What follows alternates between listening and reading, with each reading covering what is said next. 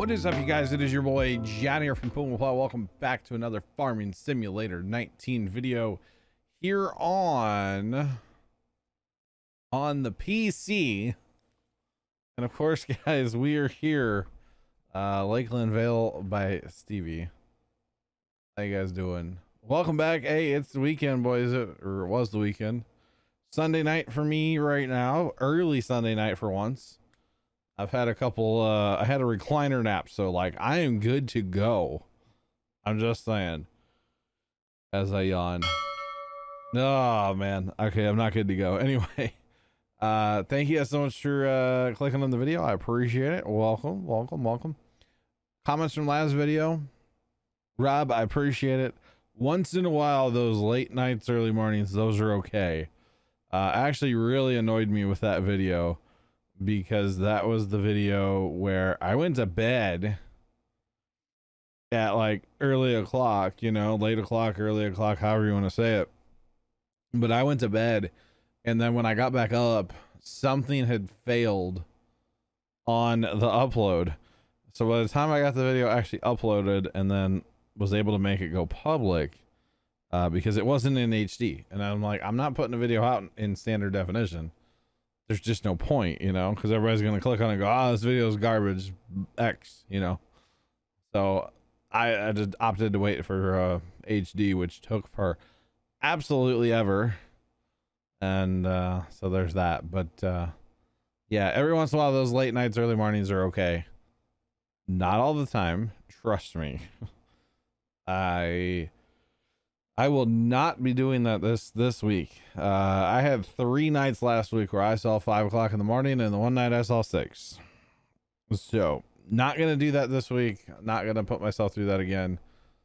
Going to be a better person and actually just go to bed, you know, go to bed and live to fight another day or something, you know, kind of thing.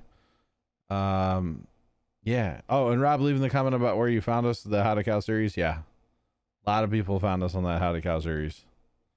That was kind of like revolutionary back in this day, man. That was the series. That was the series that was very popular for us, honestly, back in the day.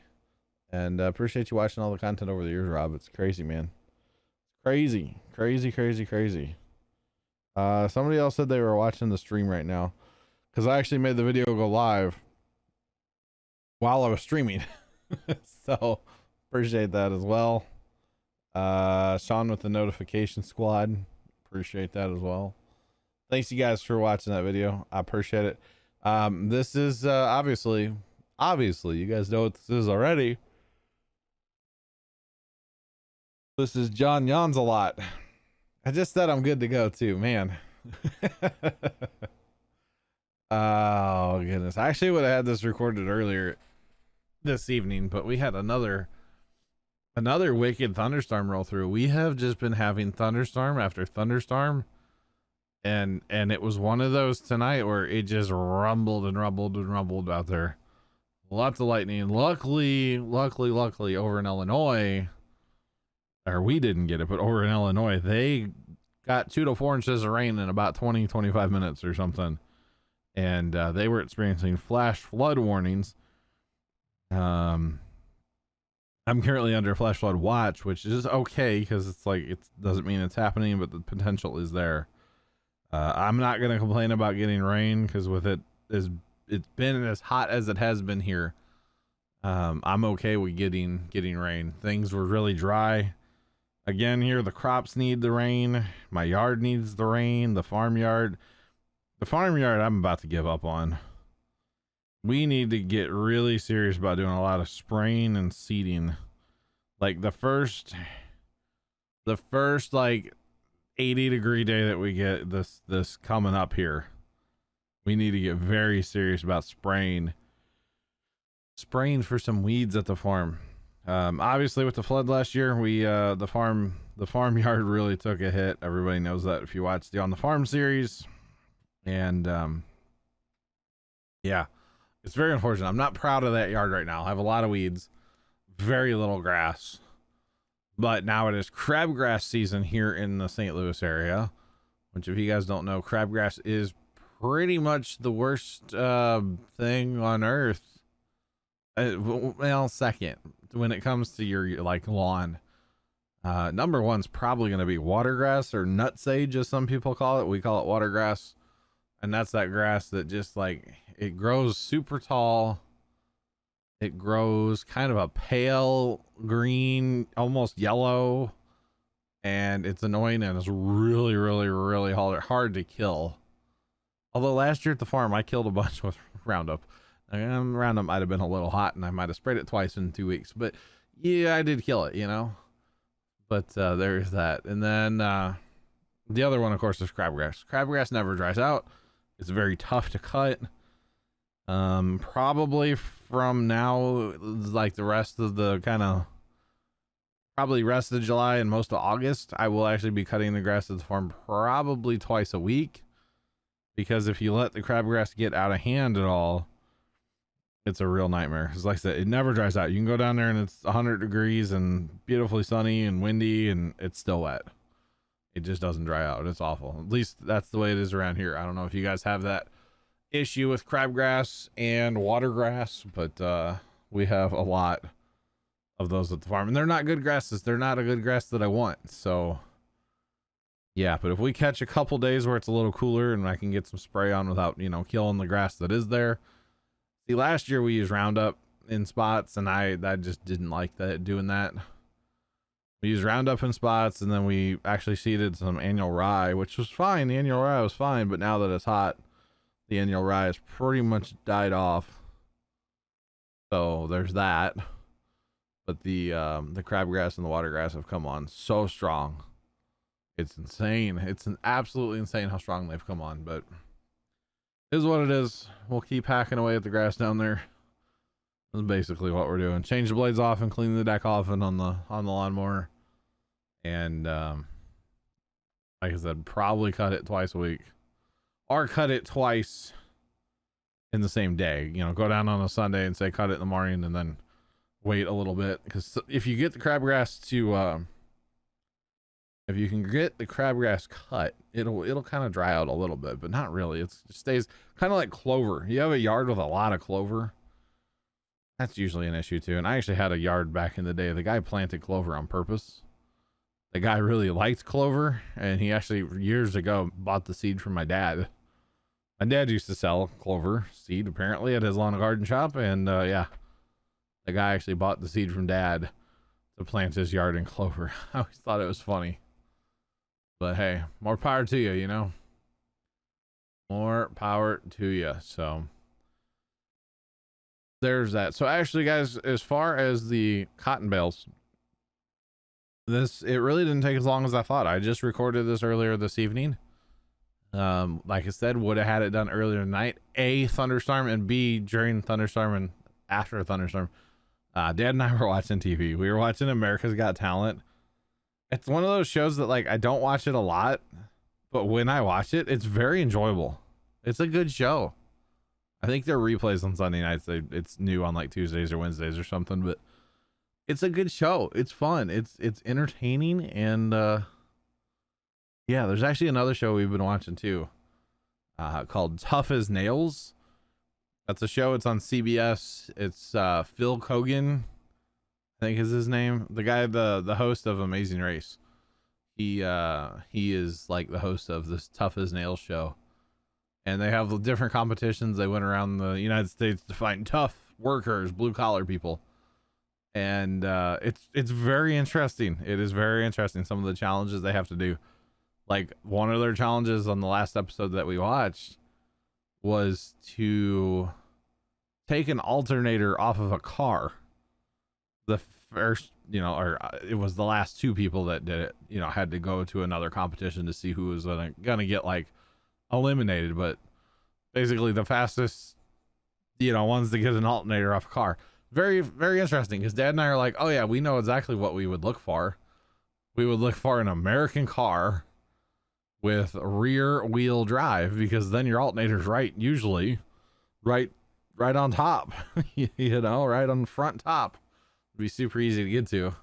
You get some of these foreign cars, some of those alternators are on the bottom now, bottom of the engine. You got to come out the bottom side, and that's a nightmare. So no offense to you foreign folk, Rob, But those American, the one guy, I think the guy that won, no, maybe not the guy that won, but one of the people that did quite well in there. They had a little Chevy, I think it was an S10, an old Chevy S10. Well, it's like rear wheel drive, American, little 6-cylinder.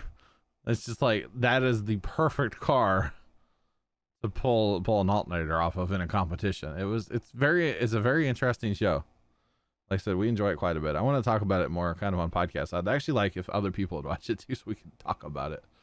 But I don't know, I don't think a lot of the TeamSpeak community really like watches, main, like, real TV, you know what I'm saying? Like, we could talk about Ron Pratt's YouTube videos or South Metro videos, that's for sure. But yeah, it's interesting. It's a good show. We've been enjoying it. And actually, I heard they're going to be bringing Big Brother. Big Brother's supposed to be coming on this summer here soon. They're going to go ahead with it, even with the Rona, which it actually makes sense because you think about it. The competitors, all they have to do with them is take them and put them in isolation for, 14-ish days. And then you can throw them in the house and not have to worry about everything because they're only in the house. They're in isolation anyway. They're just in isolation with, 16 people or whatever it is. So it's going to be very interesting. I'll probably watch it this year because there's like nothing else on TV. And it's going to be interesting. TV's really, really interesting right now to watch because there's just nothing. I don't know about Rob, you guys overseas, if you watch any TV at all. I mean, a lot of people my age, older, younger, they don't watch TV anymore. TV is not a thing. A TV is not used for cable or an antenna. A TV is used for, Hulu, Netflix, YouTube, Amazon Video, Apple Video, whatever, those kind of things. Yeah, people are watching that stuff, or Disney Plus, that's the other one. People watch that kind of stuff, but I feel like people don't watch like mainstream, like network television anymore. I mean, I grew up watching MTV like all day, every day. I can't tell you the last time I watched anything on MTV. I used to watch MTV a ton when I was younger. You had your Real World, your Road Rules. Those were great shows back in the day. Once they started doing the challenges though, like the challenge seasons, I didn't care for that stuff. So I feel like this is podcast material right here, just saying. Speaking of podcast, episode 2, possibly Tuesday. If not Tuesday, definitely Thursday. I think I'm actually going to cheat a little bit on this podcast, and I'm going to send all the audios to Carson and have him do his editing magic on just the audio, and then have him send it back to me. And then we do have video for this podcast. We talk about Minecraft, so it's Minecraft video for the video part of it for YouTube. Like I keep saying, the eventual goal with the podcast is to get it on Spotify and all the podcast places eventually. I just want to get like 5 of them made and kind of refine a few things about it and then go from there. And actually, speaking of the podcast from the last video there, it would be interesting to hear a podcast without me. I think that'd be very interesting. I don't know what they would talk about, but I mean, it would be kind of cool, I'd have to handpick people for that one and be like, here, just go record and send it to me when you get done. Be very interesting, right? Maybe after we get like quite a few of them made, kind of spice it up by doing something like that. I don't know. We'll see. We shall see. But yeah, it'll be fun either way. It'll be a good time. So there is that. But cotton, am I right? Making a fair bit of money, to be honest. Pretty happy about it. Pretty happy about that. Because, we have expenses here on the farm. And probably next video. Actually, you guys tell me. With the money you can see up there right now, and obviously we're still hauling bales in. What should we buy? Should we go field? Should we go another combine? I would definitely like to upgrade my planting and dirt working abilities. I would definitely like to, you know, push those a little bit more than they are right now, because it takes a little while to get stuff done. I'm using course play for pretty much all field work, so not a complaint, but it would be nice to upgrade a little bit. I've actually started using the plow that I have, the big John Deere like 5-section disc plow thing. I've started using that instead of my cultivator that I own, because the cultivator is so tiny. I'm just saying. So probably next video, guys, gonna really take a look at equipment and stuff like that. I will probably have the fields ready to go for next video as well. If we get into a harvest, possibly another combine, possibly a modded combine, because I do have those. So we'll see. You guys let me know in those comments below what do you guys think we should buy. I'm not looking at anything small, I will tell you that. Let's you know, up our sizes, up our horsepower, let's say, up sizes of implements, stuff like that. So keep that in mind as you guys let me know in those comments down below. Please and thank you. Please and thank you. I'm pretty happy with how much money we ended up making total, by the way.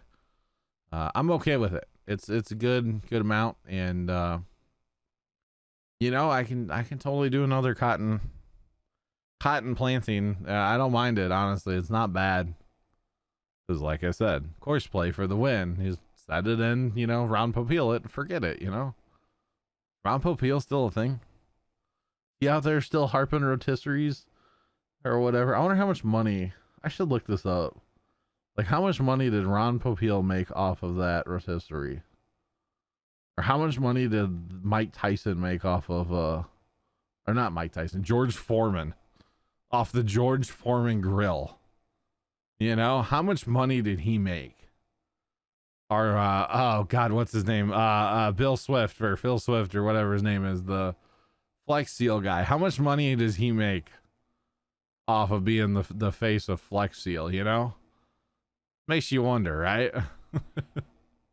Makes you wonder. It'd be interesting to look up too. Heard a very interesting thing about a celebrity the other day. Apparently, and it was on TMZ, so I'm gonna assume it was pretty legit, because they're usually pretty good about that kind of stuff. Apparently The Rock, Dwayne Johnson, he makes $1 million per Instagram post, because like sponsors and stuff, you know, like they'll pay him to post, you know, oh, wear our shirt and post, we'll give you $1 million. It's like, that's insane. That is so much money. He makes more money on Instagram, or he makes more per post anyway, than Kim Kardashian, which I always thought Kim Kardashian was the highest paid one, or somebody in the Kardashian clan. But yeah, The Rock makes $1 million a post. And it's like, man, that is absolutely incredible. I'm not gonna lie. I mean, good for The Rock, right? But that's crazy. I mean, I'm not hating on the guy. That's incredible. If you can get that paid that kind of money to post on Instagram, then hey, more power to you. I think somebody on TMZ was like, what would it be like just to wake up on a Saturday and be like, post, I just made $10 million. Like, what? I mean, craziness. All right, so we're gonna basically what I'm doing here, guys, is making sure that the harvesters are empty, or empty enough.